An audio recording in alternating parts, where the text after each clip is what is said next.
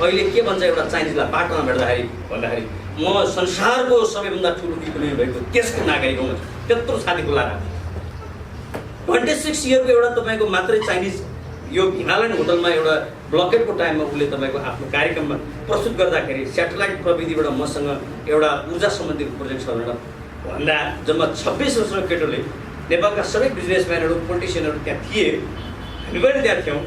Last time उसले के भन्छ भने यो सबै यो प्रोजेक्ट मसँग जुन प्रोजेक्ट छ यो प्रोजेक्ट नेपाली पैसा 44 अर्बको हो। त्यो कसले बनायो? जुन बेला खान नपुग्ने तपाईँको चिनिया त्यो 44 अर्बको तपाईँको स्टार्टअपमा पुर्याइदिने को हो? त्यो आधुनिक चिनको निर्माण माओको नेतृत्वमा नभएको भए र समाजवादी तपाईँको चाहिँ मतलब होइन कोर्समा चिन नगएको भए आज 70 वर्षको पिरियडमा यत्रो इकोनोमीको एउटा 26 वर्षको युवालाई त्यो आँट आउन सम्भव थियो। तपाईँसँग मैले तपाईँसँग राख्न परेको कुरा के हो भने कुनै पनि देश चाहे अहिले बनेको भनौँ चाहे तपाईँको भर्केको भनौँ तपाईँको 70 वर्षको हिस्ट्रीमा त्यो देश त्यस्तो बन्छ भने त्यो देश आफै बनेको। संसारको इतिहास पढ्दा संसारको सबैभन्दा कान्छो देश अमेरिका भनिन्छ जो अहिले संसारको सुपर पावर भयो। संसारको त्योभन्दा अस्तित्वमा रहेको देश हाम्रो जस्तो नेपाल आज 138औं तपाईँको चाहिँ गरिबको तपाईँको देशमा पुग्छ भनेपछि यसमा के कारण छैन? कारण छ। कारण पत्ता लगाउमा जानु पर्यो। के कारणले त्यो देश चिन चाहिँ त्यस्तो भयो होइन? के कारणले चाहिँ तपाईँको इन्डिया त्यस्तो भयो? संसारमा अरू थुप्रै देशहरूमा त्यो प्रकारको व्यवस्था भयो। के कारणले तपाईँको हामी नेपालमा चाहिँ यस्तो भयौँ भन्दा एउटै कुरा के हो भने नेपालको पोलिटिकल सिस्टममा 2007 सालमा अगाडि सारेका हाम्रा बाजेहरू अहिले त हामी यो बहस गर्दैछौँ छलफल गर्दैछौँ सङ्गठन निर्माण गर्दैछौँ 7 सालमा सुरुवात गरेको हाम्रा बाजेहरूको आन्दोलन जुन थियो नि त्यो अहिले कम्प्लिट भयो यति कुरा। जस्तो तपाईँ भन्नु न कम्युनिस्टको मात्र कुरा छोडिदेऊ यो चाहिँ गान्धीको कुरा गरौँ त। गान्धी भनेको तपाईँको जति बेला आजादीको लडाइँ लड्यो त्यसपछि गान्धीले लडेको आजादीको लडाइँ र बेलायती दफाएको लडाइँ जुन थियो कोही पनि हिन्दुस्तानीले दोस्रो पटक लड्नु परेन किन त्यो बेला कम्प्लिट भइहाल्यो। 7 सालमा तपाईँको सुरुवात गरेको आन्दोलन भनौँ न हामी बाजेहरूले गरेको। अब हामी त नाति पुस्ता भयौँ नि तपाईँ हामी त नाति पुस्ता भयौँ बाजे पुस्ता फाइनल तपाईँको बाजेकै भएन अब बाका नि भएन नाति पुस्तामा आएर के भन्नु परेछ भने यो देश स्वतन्त्र हुनु पर्यो स्वाधीन हुनु पर्यो राष्ट्रियता हाम्रो सुनिश्चित हुनु पर्यो जनजीविका हाम्रो सुनिश्चित हुनु पर्यो समृद्धि र विकास अगाडि बढ्नु पर्यो किन भन्नु परेछ? The same agenda we are के भन्छ कन्टिन्युइङ होइन टिल तपाईँको आवश्यकता हाम्रो यो ग्रान्ड जेनेरेसनमा किन भइरहेको छ भन्दा त्यो लडाइँ फाइनल भयो। यो फाइनल नहुँदाखेरि अहिले पनि हामीले हाम्रो पालामा र हाम्रो जेनेरेसनमा हाम्रो देशको यो समस्यालाई पोलिटिकल फाइनल गर्न सकिनौँ भने हामी पछि आउने जेनेरेसनले पनि त्यही जेनेरेसन भने हाम्रो सिचुएसन यति क्रिटिकल बन्दै गयो। क्रिटिकल मात्रै होइन हामी यति तपाईँको चाहिँ सिरियस ठाउँमा आइपुग्यौँ कि हाम्रो अगाडि दुईवटा डायबिटिज आइपुग्यो। त्यो भएर नेपालमा अहिले हामीले संसदीय मतलब फेल भएको संसदीय व्यवस्थालाई फेरि नयाँ ढङ्गले लेपट लगाएर जसरी जाने गरी आउन खोजिरहेका छ यसलाई हामीले के भनेका छौँ भने चाहे एजुकेसनको सेक्टरमा चाहे हेल्थको सेक्टरमा चाहे रोजगारीको कुरा गर्नुहोस् चाहे विदेशमा तपाईँको चाहिँ होइन बसेको तपाईँको एउटा होइन उसको कुरा गर्नुहोस् यो सबै तपाईँको स्थितिबाट त्यसको मूल कारण भनेको नेपालको पोलिटिकल सेक्टर प्रशासनिक सेक्टर नेपालको तपाईँको चाहिँ यो चाहिँ मतलब जुन सेक्टर छ यसको मुक्त गर्ने भनेको चाहिँ रेभोल्युसन हो। त्यो रेभोल्युसन गर्ने भनेको चाहिँ पुरानो तरिकाले होइन त्यो रसियाको मोडल जस्तो कम्युनिस्टहरूले जति बेला बोल्सेविकहरूले हेर्नुहोस् त बोल्सेविकहरूले रेभोल्युसन गरे नि त्यो रेभोल्युसनको टाइममा एट द टाइम त्यहाँ मजदुरहरूले त्यहाँ तपाईँको चाहिँ मतलब सहरका युवाहरूले तपाईँको जारको सत्तालाई ढालेर 10 दिन हल्लाउने संसार हल्लाउने एउटा किताब छ नि त्यो जोन्ड्रीको होइन त्यो किताबमा तपाईँहरू हेर्नुहोस् यस्तो इतिहासको कीर्तिमान स्थापित गरिरहेको। तपाईँ चिनमा त्यसलाई के भनियो भने जनवादी क्रान्ति तर त्यो चाहिँ प्रोटेक्टेड पिपुल्स वार भन्यो होइन दीर्घकालीन जनयुद्धको बाटोबाट क्रान्ति गर्नुपर्छ भन्यो। त्यो बाटोबाट तपाईँको मात्रै चिनको राष्ट्रिय स्वाधीनता राष्ट्रिय मुक्ति र तपाईँको चाहिँ डेमोक्रेसी जनताको डेमोक्रेसी हुन्छ। त्यसो भए नेपालमा के हो हामीले भन्न खोज्यो भने नेपालमा चाहिँ हाम्रो नयाँ तरिकाको तपाईँको आन्दोलन या कार्यदिशा हुन्छ। त्यो भनेको चाहिँ एकीकृत जनक्रान्ति हो। त्यो सहर केन्द्रित मुभमेन्ट हो। त्यो तपाईँको चाहिँ मतलब के भन्छ गाउँ केन्द्रित मुभमेन्ट हो र त्यो एकीकृत ढङ्गको मुभमेन्ट हो। यो प्रकारको मुभमेन्टले मात्रै नेपालको दलाल तपाईँको क्यारेक्टरको दलाल नोकरशाही पुँजीवादी सत्तालाई ओभरथ्रो गरेर त्यसको ठाउँमा जनपक्षीय सरकार जनपक्षीय व्यवस्था निर्माण गर्न सकिन्छ। त्यो बाटोमा नगएसम्म हाम्रा यी सबै समस्याहरू थोरै यी सबै समस्याहरू जिउका तीव्र रहन्छन्, त्यसकारण क्रान्तिको विकल्प छैन भन्ने बाटोमा हाम्रो पार्टीको निष्कर्ष छ। यो 8औं महाधिवेशनबाट तपाईँको चाहिँ निष्कर्ष निकालेको डकुमेन्ट हो, तपाईँहरूले पढे पनि हुन्छ। त्यो किन भनेको भन्नुहुन्छ भने तपाईँहरूलाई अघि भन्यो नि, डेमोक्रेसी त यस्तो डेमोक्रेसी जुन डेमोक्रेसीको नाम दिएका छन् अहिले मान्छेहरूले, अहिले तपाईँको चाहिँ व्यवस्था राजनीतिक पोलिटिकल मान्छेहरू जो भनिन्छन्, जो सत्तामा सरकारमा छन्, तिनीहरूलाई हामीले एउटा स्वाभाविक एउटा प्रश्न गऱ्यो भने यो डेमोक्रेसी हो जहाँ जनताले के भन्छ। उनीहरूको अहिले तपाईँले हेर्नुहुन्छ भने अब राजनीतिक आन्दोलन सकियो, अब आर्थिक मिसन अगाडि बढाउनुपर्छ, विकास समृद्धि अगाडि बढाउनुपर्छ भन्ने ठिक छ त्यो कुरा। तर के जनताले शिक्षाको अधिकार पाइसक्यो त देशमा? मलाई शिक्षा पढ्न पाउनुपर्छ भन्न पाउने कि नपाउने? अनि मान्छे अहिले तपाईँको बिरामीहरू उपचारमा लागेको छ, स्वास्थ्यको उसको अधिकार छ, किन राज्यसँग स्वास्थ्यको अधिकार माग्न पाउँछ नि? मेरो उपचार गरि पाउनुपर्छ, स्वास्थ्यको अधिकार मलाई चाहियो। That is the political right, होइन? अब त्यो अधिकार तपाईँको प्राप्ति गर्ने कुरा जुन छ, माग्ने अथवा सुनिश्चित गर्ने कुरा जुन छ, तिमीहरू गर्न पाउँदैनौ भन्ने हो भने त्यो चाहिँ पाखण्डपन भन्दा बाहेक तपाईँको बिच पोलिटिकल पार्टीको केही पनि। त्यसकारण अहिले कुरा के भने जनताका यी सम्पूर्ण स्वास्थ्य, शिक्षा, घाँस बास कपासका राजनीतिक अधिकार छन्, यो कुरा सुनिश्चित हुने यो व्यवस्थाले गर्न सक्दैन। केही मान्छेहरूको जीवन चल्नु कुरा र त्यो जीवन अगाडि बढ्नु कुरा त हेर्नुहोस् जुनसुकै व्यवस्थामा हुँदो रहेछ नि। तपाईँहरूलाई म एउटा इमेजिन गरेर लाउँ, नेपालमा राणा शासन 104 वर्ष चल्यो, ठिक? हुन त राणाहरूले अत्याधिक हामीलाई के गर्यो भने अन्धकारमा राखे, त्यस्तो त गर्न मिल्थ्यो होला। अहिले तपाईँहरू सचेत, हामी त सचेत भयौँ नि त। 104 वर्षले त्यसलाई थुनेर पढ्न नपाउने, लेख्न नपाउने, 4 जना मान्छे भेलाउन नपाउने, त्यसले गर्दा हामी कति वर्ष पछाडि पऱ्यौँ। त्यही 104 वर्षको यस्तो तपाईँको अन्धकार युगमा पनि केही परिवारले हेर्नुहोस्, बेलायतको डेमोक्रेसीमा यो देशमा जीवन बाँचे नि। केही परिवारका कुरा क्या, पञ्चायती व्यवस्था जसलाई भनिन्छ त्यो व्यवस्था 30 वर्ष यो देशमा तपाईँको सञ्चालन गरे। त्यो व्यवस्थामा पनि केही हजार, केही 100 परिवारले त यो देशमा अमेरिकाको डेमोक्रेसी, अमेरिका होइन नेपालमा तपाईँको चाहिँ होइन बसेर उनीहरूले भन्न भोगे। इट मिन्स जुनसुकै व्यवस्था होस्, अहिलेको व्यवस्थामा पनि भनौँ, केही 100 परिवारका लागि त तपाईँको जुनसुकै व्यवस्थामा नै वेल जीवन बाँच्छन् नि।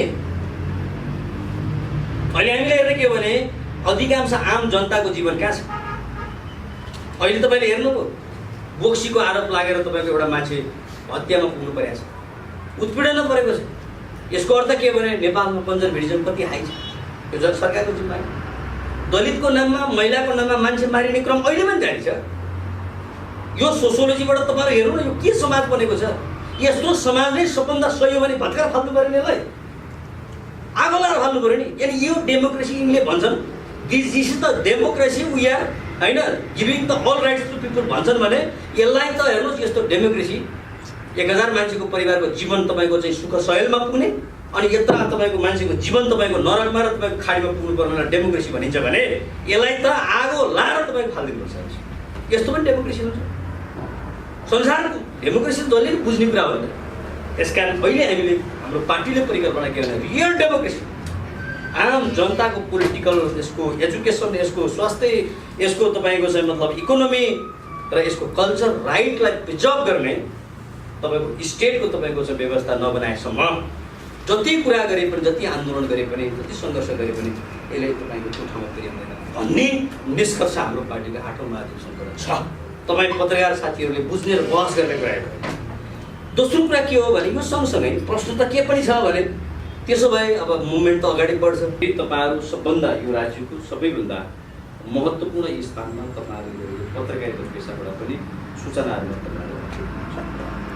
ठ्याक्कै पत्रकारहरू नै खेल्नुपर्ने भूमिका, पत्रकारहरूका श्रमजीवी पत्रकारहरूका होइन भूमिकाका विषयमा यहाँ थुप्रै या तपाईँको यही सेक्टरको दिग्गजको एउटा हुनुहुन्छ। सायद लास्टमा यो सङ्गठनका केन्द्रीय अध्यक्षको पनि राख्नुहुन्छ। म यो विषयतिर नजाउँ, त्यो पेसागत हक अधिकारलाई प्राप्ति गर्ने दिशामा पत्रकार महासङ्घ, क्रान्तिकारी पत्रकार सङ्गठन, त्यसको चाहिँ होइन त्यो सङ्गठनको उद्देश्य र त्यो सङ्गठनको तपाईँको कार्यदिशाको बारेमा यहाँ चर्चा हुने नै छ। त्यसअनुसार यसले तपाईँको चाहिँ आफ्नो गाइडलाइन निर्माण गर्दछ र भोलि आफ्नो आन्दोलनमा, आफ्नो भूमिकामा स्पष्टताका साथ अगाडि बढ्नेछ। म तपाईँहरूलाई यति मात्रै कुरा राखौँ कि नेपालमा किन यसो भइरहेको छ, नेपाल कम्युनिस्ट पार्टी मात्रै आफै यो किन गर्न चाहिरहेछ, यो आवश्यकता हो कि होइन? यो जनताको विषय हो कि होइन, यो देशको विषय हो कि, र सचेत नागरिकहरूको त्यो कर्तव्य हो कि होइन। अर्कोतिर जुन व्यवस्थालाई अपरिवर्तनशीलका रूपमा राखेर चर्चा गरिन्छ र तपाईँहरू मिडियामा भएका साथीहरू त्यो चर्चा प्रचार पनि भइरहन्छ, त्यो संसदीय पार्टीहरूले लिएका राजनीतिक तपाईँको जुन अथवा त्यसले परिकल्पना गरेको जुन संविधानमा तपाईँको त्यसले होइन निर्दिष्ट गरेको जुन राजनीति त्यो त्यसले नेपाली समाजका अन्तर्गतको समाधान गरेर होइन नेपालको समग्र क्षेत्रको तपाईँको त्यो समाधान गर्न सम्भव छ कि छैन, यो विषयमा चर्चा गर्नुपर्छ भन्ने मलाई लाग्छ। यसको राजनीतिक शास्त्रको कोणबाट हामीले विचार गर्नुपर्छ, हामीले यसको सामाजिक शास्त्रबाट हामीले हेर्नुपर्छ, यसको समाजशास्त्रीय कोण के हो, यसको अर्थशास्त्रीय कोण के हो, र यसको जियो पोलिटिक्स अर्थ राजनीति भनौँ न यसको अन्तर्राष्ट्रिय कोण के हो। हामीले बाँच्दै गरेको अहिलेको नेपाली समाजमा यो समाजमा जे किसिमको तपाईँको एक्जिस्टिङ ल छ होइन, त्यसले व्यवस्था गरिएको अथवा त्यो व्यवस्थामा जुन प्रकारका चाहिँ होइन चाहिँ मतलब स्थिति छ, त्यसबाट नेपाली समाजमा अथवा नेपाली जनता चाहिँ सन्तुष्ट हुन सकिरहेका छैन। त्यो के कारण हो? मैले भने त्यसको पोलिटिक्स के हो, इकोनोमी के हो र सोसियोलोजी के हो।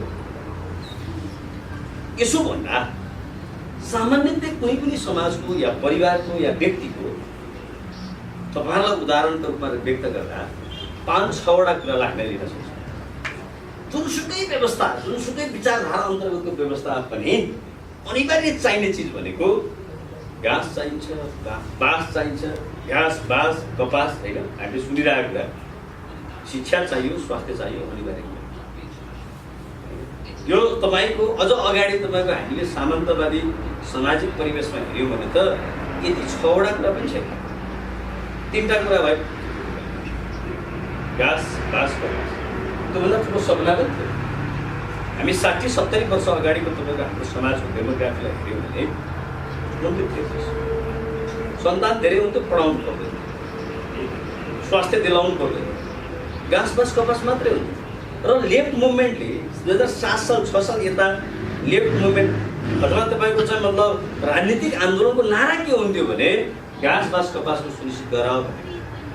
तपाईँलाई अलिकति लगाएँ बोरिङ विषय होइन, घाँस बाँस कपासको सुनिश्चित किन गर भन्यो भन्दा त्यो कुरा तपाईँको सूचित थिएन, राज्यले सूचित गरेको थिएन त्यो आन्दोलनको एजेन्डा हो। हुँदै जाँदा हामी तपाईँको यो अहिले अब 63-46 पछिको मुभमेन्ट, त्यसपछि 63 पछिको मुभमेन्ट र अहिले आइपुग्दाखेरि शिक्षा, स्वास्थ्य र रोजगार जस्ता विषयहरू अहिले हामी जुन रोजगारीको जुन क्षेत्रमा हामी पेसागत हक अधिकारलाई सङ्गठित हुँदैछौँ, यो रोजगारीको विषय चाहिँ इसेन्सियल भेरिएबल्सको रूपमा आइपुगेको। अब यति 6वटा कुरा राज्यले के गरिरहेको छ भनेर हेरौँ। जनताको स्थिति अहिले तपाईँको काठमाडौँमा पास है, कोही पनि तपाईँको सामान्य परिवारलाई अहिले तपाईँको 50-60 हजार रुपियाँ महिनाको लाग्छ, अथवा 30-40 हजारदेखि 50-60 हजारको बिचमा लाग्छ। जसको छोराछोरी छ, बच्चा बच्ची छ, त्यसको तपाईँको स्वास्थ्य र शिक्षा सहितको हिसाब गर्दाखेरि 50-60 हजार रुपियाँ हुन्छ भने उसको तपाईँको आम्दानीको स्रोत भनेको त रोजगार हो, जागिर हो। त्यसबाट आउने आय स्रोतले त्यसलाई धान्न पुगेको छ कि छैन? पुगिरहेको छ। किन पुगिरहेको छैन भने यो देशमा शिक्षा यति महँगो छ, यो देशमा स्वास्थ्य यति महँगो छ। तपाईँ हाम्रा थुप्रै साथीहरू सबैभन्दा राम्रो देश अस्ट्रेलिया हो, सबैभन्दा राम्रो देश अमेरिका हो भनेर किन जान चाहन्छन् भने त्यहाँका बच्चाहरूलाई त्यो बुर्जुवा कन्ट्री हो, त्यहाँका होइन उनका सन्तानहरूलाई शिक्षा र स्वास्थ्य तपाईँको निःशुल्क छ। रोजगार तपाईँको चाहिँ ग्यारेन्टी छ, बेरोजगार भत्ताको व्यवस्था छ। त्यो कम्युनिस्ट व्यवस्था हो, त्यो बुर्जुवा व्यवस्था हो, पुँजीवादी तपाईँको समाज हो। त्यसकारण हरेक मान्छेले हेर्ने अनिवार्य जीवनका यी 6वटा पक्षलाई आफ्नो जीवनमा अनिवार्य तपाईँको चाहिँ उद्देश्यको रूपमा लिन्छ। त्यो पुरा गर्नै पर्छ, त्यो तपाईँको दायित्व भएर आउँछ। तर त्यो कुरा राज्य, कुनै पनि राजनीतिक व्यवस्थामा राज्यले त्यो कुरालाई के गरेको हुन्छ भने गार्जेनसिप निर्वाह गरेको हुन्छ। त नेपालमा अहिले आएर हेरौँ, शिक्षा यो देशका तपाईँका दलाल राजनीतिक जसले तपाईँको यो देशको शासन सत्ताको बागडोर तपाईँको चाबी समाए तिनीहरूले शिक्षालाई खुलै आम तपाईँको चाहिँ व्यापार गर्न दियो। त्यो बुर्जुवा देशमा पनि तपाईँको त्यो कुरा छैन। अनि अहिले तपाईँले हेर्नुहुन्छ भने पोलिटिकल पार्टीको एनालाइसिस गर्नुहोस्, यो देशमा यो काठमाडौँमा मात्रै अरे एउटा स्ट्याटिस्टिक्सले के भन्छ भने 2 लाख तपाईँका चाहिँ एमाले र तपाईँका काङ्ग्रेसका मान्छेहरू र 50,000 तपाईँका ती मान्छेहरू, 50,000 काठमाडौँमा घर र तपाईँको बङ्गला र गाडी सहित छन्। 2 लाख मान्छेहरू शिक्षा बेचेर तपाईँका नयाँ अरबपति भाषण 2.5 लाख। त्यो कसले बनायो भने राज्यले त्यो नीति बनाइदियो, त्यसपछि ती मान्छेहरू उत्पादन भयो। त्यस्तो प्रकारको प्रोडक्टिभ फोर्सेसहरू तपाईँको चाहिँ यो देशमा तयार भयो। अर्को तपाईँले हेर्नुहोस्, शिक्षापछि अब स्वास्थ्य हेर्नुहोस्, स्वास्थ्य पनि अधिकम त मेडिकल कलेजमा तपाईँले हेर्नुहुन्छ, हाम्रै तपाईँ कतिपय साथीभाइहरू 40-35 लाख रुपियाँ तपाईँको मेडिकल कलेजको शिक्षा किन्न लाग्छ भनेर नीति बनाए, तर व्यवहारमा जाँदाखेरि 80 लाख 85 लाख तपाईँको चाहिँ उसले हालेर किन्नुपर्छ। त्यो पनि भयङ्कर ठुलो प्रतिस्पर्धा। सामान्य ढङ्गले आफ्नो तपाईँको चाहिँ बच्चाहरूलाई तपाईँको चाहिँ मेडिकल क्षेत्रमा म शिक्षा दिलाउँछु भन्न सक्ने छैन। नर्सको कुरा त्यही छ। अनि तयार भएको जनशक्ति तपाईँको जागिरमा आउन सक्ने पनि सहज स्थिति छैन। अब तपाईँ भन्नुहोस्, घाँस पुरा गर्नु पऱ्यो, बाँस पुरा गर्नु पऱ्यो, अब हेर्नुहोस् महँगी कति छ है। अब तपाईँको चाहिँ बाँस बस्ने ठाउँ चाहियो अनिवार्य। म चाइनिज साथीहरूसँग भएको एउटा डिस्कसन तपाईँहरूलाई पेस गर्छु, यो बस्ने बाँससँग है। अनि तपाईँको चाहिँ अर्को के चाहियो भन्दा घाँस बाँस कपास चाहिहाल्यो, कति महँगी छ। अब त कपासको कुरा त के गर्नु, लाउने कुरा त कति महँगो छ, कति करप्सन छ भन्ने कुरा होइन। अनि शिक्षा स्वास्थ्यको स्थिति यो भइसकेपछि अब तपाईँ एउटा क्यालकुलेसन के गर्नुहोस् भने, यो मैले इकोनोमीको पार्टबाट मात्रै भनेको 100 रुपियाँको तपाईँको अनि आम्दानी छ भने तपाईँले खर्च के गर्नु पऱ्यो, घाँस बाँस कपासलाई बराबर तपाईँको 20-20 खर्च गर्नै त पऱ्यो। 20-20-20-60 भइहाल्यो। अब शिक्षा पनि तपाईँको बच्चा बच्ची राम्रो नपढाएदेखि भएन कसैको पनि परिवार। यो यो यो यो ठाउँमा हामी आएको छौँ, शिक्षा यति महँगो छ, त्यसलाई पनि तपाईँ 20 रुपियाँ तपाईँ खर्च राख्नुहोस्, बसी भइहाल्यो। विविध छ तपाईँको एउटा। अर्को स्वास्थ्य छ, मान्छे बिरामी हुन्छ, उपचार गर्नु पऱ्यो होइन। त्यसो हुँदा के हुन्छ भन्दाखेरि ल त्यसलाई तपाईँको स्वास्थ्यलाई 15 राख्नुहोस्, ल 95 भयो, ठिक। अब तपाईँसँग सेभिङ कति भने 5 रुपिस हो। अब यो तपाईँले 5वटा कुरा त अनिवार्य गर्नु पऱ्यो नि त। तपाईँको आय स्रोत त के हो भने जागिर मात्रै हो, अथवा व्यवसाय गर्ने साथीहरूको व्यवसाय मात्रै हो। यो तपाईँको स्रोतबाट आएको पैसालाई शिक्षा र स्वास्थ्यमा तपाईँलाई 20-40 लाख छ भने तपाईँसँग saving now you have only 5 rupees. त्यसो भए तपाईँले 35 रुपियाँमा के गर्नुभयो, चोरी गर्नु पऱ्यो, डकैती गर्नु पऱ्यो, दलाली गर्नु पऱ्यो, नपढाइ भएन, उपचार नगर्नु। That is the present condition that we are facing in Nepal, we youth are. यसो हो भने के गर्ने त, प्रश्न आउँछ नि त। यो त यो व्यवस्था भयो। अझ यसलाई तपाईँको चाहिँ अझ सैद्धान्तिक रूपमा भन्दाखेरि जमिनदार प्लसको व्यवस्था, सामन्तवादी अर्थव्यवस्थाबाट अहिले के भयो भने दलाल तथा तपाईँको चाहिँ नोकरसाही पुँजीपति वर्गको व्यवस्थामा आइपुग्यो। यसलाई यसो भनिन्छ तपाईँको पोलिटिकल र इकोनोमिक टर्ममा। त्यसो भए तपाईँलाई यसमा तपाईँको एउटा उदाहरण म पेश गरौँ, कस्तो भयो, कसरी दलाल तथा नोकरसाही पुँजीपति वर्गको हातमा सत्ता गयो त भन्दा त्यसको ठ्याक्कै तपाईँको उदाहरणको रूपमा लिनुहुन्छ भने एउटा 35-40 वर्ष अगाडि सामान्य यो हालत किन भयो भन्ने पछाडिमा चाहिँ परिणामका हिसाबले हेर्दा सामान्य किसानको छोरो, अब त्यसै भन्नु पऱ्यो, किसानको पैतृक स्टाटस छ क्या उसको, किसानको आर्थिक स्टाटस के हुन्छ, त्यसको छोरा मास्टरको जीवन अथवा त्यो टाइपको किसानको परिवारबाट जन्मेको मान्छे राजनीतिको माध्यमबाट यो देशमा खराब भयो। एउटा यो व्यवस्थाले यस्तो परिणाम ल्यायो, ठिक। अर्को के हो, तपाईँ व्यापारतिर जानुहुन्छ भने स्टाटसले के कुरा भन्छ भन्नुहुन्छ भने 19 इयर्स बिफोर सामान्य तपाईँको कृषि विकास ब्याङ्कको जागिर खाने मान्छे एउटा मान्छे आज नेपालको 150औं खरबपतिहरूको लिस्टमा सुन्नु भएको छ नि, 13 नम्बरमा। अब भने व्यापारतिर लागेको मान्छेलाई व्यवस्थाले यस्तो प्रोडक्सन गरिदियो, पोलिटिक्समा लागेका मान्छेले यस्तो व्यवस्था गरिदियो। हामी धेरै थुप्रै व्यवसायीहरूसँग भेट्यौँ, उनीहरूले के भन्नुभयो भने सर यो देशमा पैसा व्यापारीसँग होइन, यो देशमा पोलिटिसियनसँग पैसा छ। ल भन्नुहोस् तपाईँहरूको सूचना अनुसार के हो त, कुन पोलिटिसियनसँग के मतलब पैसा छ भनेको भन्दै भन्दै भन्दै गएर उनले के भने यो देशमा देउबासँग 7,000 होइन 7,000 to 75 होइन 1,000 करोड छ। प्रचण्डजीसँग 6,000 to 65,000 छ भन्दै उद्योग केही छ, श्रमिक छ, प्रोडक्सन छ। तपाईँको सामान्य नाफा गर्नको लागि के चाहिन्छ भन्नुहुन्छ भने तपाईँले एउटा यो पानीको बोतलको कुरा गरौँ न। यो मान्छेले कमाउने कुरा के हो भने यसलाई प्लास्टिकमा तपाईँको लगानी गर्नु पऱ्यो, पानीमा लगानी गर्नु पऱ्यो, श्रमिक त्यहाँ राख्नु पऱ्यो, मेसिन त्यहाँ राख्नु पऱ्यो, हेर्छ लगानी पऱ्यो। अनि यो प्रोसेस आजबाट सुरु गरेर भोलि आएर पर्सि आइसकेपछि पानी यो बोतलमा आइसक्छ। त्यसपछि त्यसमा आफ्नो लगानीमा लागेको लागतमा प्लस अब तपाईँको नाफा 20% लिन पाउने भन्ने छ। त्यो राखेपछि आएको मूल्यबाट राखेपछि मात्रै आउँदैन, त्यसलाई बजारमा लगेर बेच्नु पऱ्यो, अनि यो पैसा बन्छ। अनि यहाँ पैसा यसरी बनेर यस्तो प्रकारले भएपछि अनि यो देश कस्तोतिर जान्छ तपाईँ इमेजिन गर्नुहोस्, कति भयावह स्थिति छ। अनि यो सबै पैसा के हो भन्दाखेरि रेमिट्यान्सबाट आएको पैसा हो। ठिक, हाम्रो उद्योग छैन, कल कारखाना छैन, भएको पनि चौपट भइसक्यो, हेर्नुहोस् है। अनि रेमिट्यान्सबाट आएको तपाईँको 8 खर्बको पैसामा यो छ। अनि त्यो पैसा केमा छ भने राज्यको ढुकुटीमा छ, अनि पोलिटिसियनको, अनि तपाईँको बिजनेसम्यान भन्नेहरूको सोकल्ड बिजनेसम्यान भन्नुहोस्, in the name of businessman. अनि अर्को तपाईँको चाहिँ यो देशका ब्युरोक्रेट्स भन्नुहोस् है, अनि यो देशका तपाईँको चाहिँ न्यायालय भन्नुहोस्, यो देशको तपाईँको चाहिँ मतलब अब जर्नलिस्ट पत्रकार त पत्रकार, हामी पनि पत्रकार, तर इन द नेम अफ पत्रकार, दीक्षितहरू त पत्रकारै त हो होइन, हामी पनि पत्रकार हो होइन। त्यस्तो प्रकारका तपाईँको पत्रकारहरू भन्नुहोस्, सब मिलेर उनीहरूको एउटै उद्देश्य के छ भने सायद यो मिडियामा तपाईँहरू कसरी बहस गर्नुहुन्छ तिनको उद्देश्य के छ, राज्यमा ढुकुटी छ, त्यो ढुकुटीलाई कसरी प्राइभेट बनाउने, किन सिधै त्यसले ल्याउन मिलेन नि, हानिहाल्छ भनेपछि त्यसलाई प्राइभेट निजी बनाउनु पऱ्यो नि, आफ्नो निजी। त्यो निजी कसरी बनाउने भन्ने लडाइँ भइरहेको, त्यो न्यायालयको लडाइँ पनि त्यही हो, त्यो तपाईँको चाहिँ मतलब ब्युरोक्रेट्सको लडाइँ पनि त्यही हो, पोलिटिसियनको लडाइँ पनि त्यही हो। अनि त्यो सत्तामा गएपछि गर्ने उसको मेन काम त्यही हो।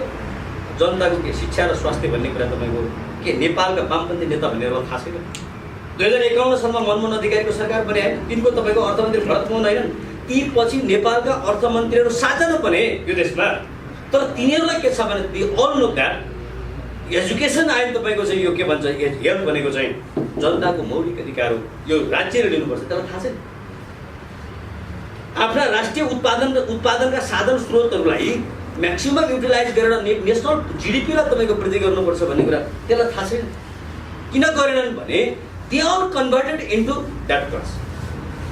त्यही क्लासमा उनीहरू तपाईँको चाहिँ बदलेपछि नेपालको स्थिति के भने जसले नीति बनाउने हो, जसले कार्यान्वयन गर्ने हो, तिनीहरू नै जनताका विरोधी क्यारेक्टरमा बदलेपछि यो अवस्था आयो। त्यसकारण यसबाट मैले संक्षेपमा भनेको नेपाल कम्युनिस्ट पार्टीले एउटा तपाईँको चाहिँ विश्लेषण गर्यो, गहिरो विश्लेषण गर्यो कि हामीले के भनेका छौँ भने पार्टीले के भनेको छ भने यो क्रान्तिमाथिको अथवा यो थुप्रै जनताको जनआन्दोलन र जनसङ्घर्षको म्यान्डेटमाथि तपाईँको गरेको कुठाराघातलाई कुनै पनि हालतमा क्षम्य गर्न सकिँदैन र त्यस दिशाबाट विचलित हुन सकिँदैन। तपाईँले त्यो भन्दाखेरि आज यो देशमा तपाईँको शिक्षा स्वास्थ्यको स्थिति, रोजगारको स्थिति, अनि तपाईँको नेपालका चाहिँ उद्योग धन्दा र तपाईँको चाहिँ आफ्नो जनताको जनजीविकाको स्थितिलाई होइन राज्यले जिम्मा लिएर जनताको जनपक्षी बनाउनुपर्छ भन्ने कुरा राख्दा त्यो कुरा तपाईँको राज्यको नजरबाट त्यो बेठिक देखिन्छ भने यहाँ के बुझ्नुपर्छ भने ती मान्छेहरू जनताभन्दा विरोधी किताबमा गइसकेका छन्। त्यसो भए जिम्मा के आयो भने नेपालका युवाहरूसँग आयो, नेपालका तपाईँको चाहिँ मतलब होइन चाहिँ मतलब सचेत नागरिकहरूसँग आइपुग्यो एकपटक कि यो देशलाई तपाईँको चाहिँ सधैँका लागि दलालबाट मुक्त गर्नु पऱ्यो राज्य सत्ता र शासन व्यवस्थाबाट। त्यसो गर्न सक्यो भने मात्रै जनताको स्थिति नत्र तपाईँ भन्नुहोस् अस्ट्रेलिया गएका साथीहरूलाई सोध्नुहोस्, अमेरिका गएका साथीहरूलाई सोध्नुहोस्, युरोपमा पुगेका साथीहरूलाई भन्नुहोस्, तिनीहरूले आफ्नो जीवनमा अहिले के भन्छन् भने अमेरिका पुगेका धेरै साथीले भन्छन् अरे यार यहाँ त दास जस्तो काम गर्नुपर्छ, आफ्नो त्यति सुन्दर देश थियो तर मेरो देशमा मेरो नेता कतिको भएर नभएर मात्रै हो, तर मैले त मेरो देशमा माया मार्न सक्दिनँ। आज जति पसिना बगाइरहेको छु यो त तपाईँको चाहिँ अमेरिकाको लागि हो, त्यसको केही भ्यालु छैन नि भने हामी किन सक्छौँ। यो मुभमेन्ट हुन्छ कि हुँदैन तपाईँ कल्पना पनि गर्नुहोस्, यो कुरा सही छ कि छैन कल्पना पनि गर्नुहोस्, तर हेर्नु होला हिजो तपाईँको चाहिँ कस्ता तपाईँको चाहिँ होइन सत्ता र संरचना बनाएर बसेका मान्छेहरू पनि रात जनताको विरोधी हुँदा ढलेका छन्। हिस्ट्रीमा त नेपालको मात्रै कुरा आयो, तपाईँलाई हेर्नुहोस् म एउटा उदाहरण भन्छु, त्यो कम्युनिस्टको मात्रै कुरा आयो। गान्धी तपाईँको चाहिँ यो के भन्छ इन्डियामा महात्मा गान्धी तपाईँहरू सुन्नु भएको छ, जति बेला बेलायतीहरूको उपनिवेश थियो, बेलायतीको उपनिवेश हुँदाखेरि गान्धीलाई के भन्यो भन्दा धोती लाएर बस्यो सडकमा धोती लाएर बस्दाखेरि उसका साथीहरूले के भन्यो भने गान्धी त बङ्गलादेशी हो, बेलायतमा पिएचडी गरेर आएछ गान्धीले। धोती लाएर के बस्छ भने मैं आजादी चाहूँगा और बेलायतीलाई त्यहाँ एउटा लखेड्छु भन्छ। साथीहरू तर्सियो क्या। त्यति बेला त्यो संसारमा कहीँ पनि बेलायतीको तपाईँको घाम बस्न हुँदैन भन्थे क्या। त्यति ठुलो कोलोनाइजर एम्पायर हो नि त हो त। अनि उसले के भन्यो भन्दाखेरि यिनलाई म इन्डियाबाट लखेड्छु, म आजादी लिन्छु, तर म सत्याग्रह गर्छु र यसै जान्छु भनेपछि साथीहरूले के भने अब यो त बौला छ। अब पिएचडी गरेर बेलायतबाट आएको बौला। अनि साथीहरूले के भनेको सुझाव दिनु तपाईँहरू पढ्नु होला होइन। एन एक्सपेरिमेन्ट विथ ट्रुथ भन्ने उसको बायोग्राफीमा तपाईँहरू पढ्नु होला। उसले के भन्छ भने साथी हो होइन, साथीहरूले भन्छ नि तँलाई पोलिटिक्सै मन छ भने बेलायतीको यत्रो इकोनोमी छ, मिलिटरी पनि त्यत्रो संसारभरि छ, पोलिटिक्स पनि एम्पायर छ, यो असम्भव कुरा हो। पोलिटिक्समा जाने हो भने बेलायतीसँग कुरा गरेर पढेको समस्या बताइहाल्छ।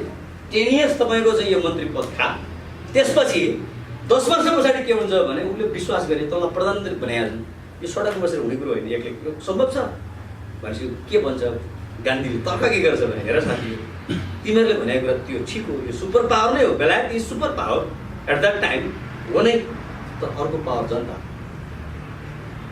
फिलोसोफिकल यो जनताको पावर हो, यो चाहिँ सर्वाधिक निर्णायक पावर हो, मैले विश्वास गर्छु। 22 वर्षपछि गान्धीले तपाईँको बेलायत लखेडेको छ। किन बेलायत लखेड्यो भन्दाखेरि किन त्यसो हुन पुग्यो भन्दाखेरि जनताको एजेन्डा र जनताको सपनासँग एकाकार भएको छ कि त्यत्रो तपाईँको साम्राज्य, त्यत्रो सुपर पावर, त्यत्रो ठुलो शक्तिका विरुद्ध लड्न सक्ने एउटा तपाईँको धोती लाएर तपाईँको गान्धीले लड्न सक्छ भन्ने कुरा त्यति बेलाका मान्छेले पत्याए त पत्याएनन्। आफ्टर 22 इयर्स त्यसका साथीहरूले के भन्यो भने साथी यो देश अहिले पनि नेपालमा त्यही स्थिति आइरहेको छ। 22 वर्षपछि उसले लखेड्दा जे भयो नि यी दलालहरू हुन्, यी जनताका विरोधी हुन्। समाजवाद हेर्नुहोस्, यो बहस तपाईँहरूसँग टाइम भन्दा थुप्रै कुराहरू छन्। सोकल तपाईँको समाजवादको नारा लिएर जनतामाथि पुँजीवादी शोषण थोपर्ने तपाईँको गठबन्धन बनाएर है, अनि तपाईँको जनतालाई त्यही पुरानै व्यवस्था, संसदीय फेल भएको व्यवस्था तपाईँको लान्न खोजेर जुन नेपालमा तपाईँको उत्पीडन जनतामाथि गर्न खोजेका छन्, यसको छिनोफानो हेर्नुहोस् फेरि ठुलो लामो वर्ष लाग्नेवाला छैन। जस्तो 46 पछि 65-63 आयो त्यस्तो हुनेवाला छैन। यो त अहिलेको प्रविधि, अहिलेको चाहिँ तपाईँको यो सूचना सञ्चार भन्छ नि, यसले त हेर्नुहोस् हुने र नहुनेको तपाईँको 2-4 वर्षमै तपाईँको छ। किन तपाईँसँग ठिक आइडियोलोजी छ भने तपाईँले अहिले विश्वभरि पुर्याउन सक्नुहुन्छ।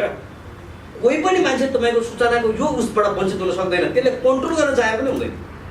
तर तपाईँसँग त्यो विचार र कार्यक्रम छ भने यति छिटो आन्दोलन हो। किन मान्छे फेरि पर्सनल इस्युमा उसले कति लैजान्छ होला, किनेर पनि सक्दै छ। त्यो इतिहास भन्ने कुरा यसरी पढ्नु रहेछ।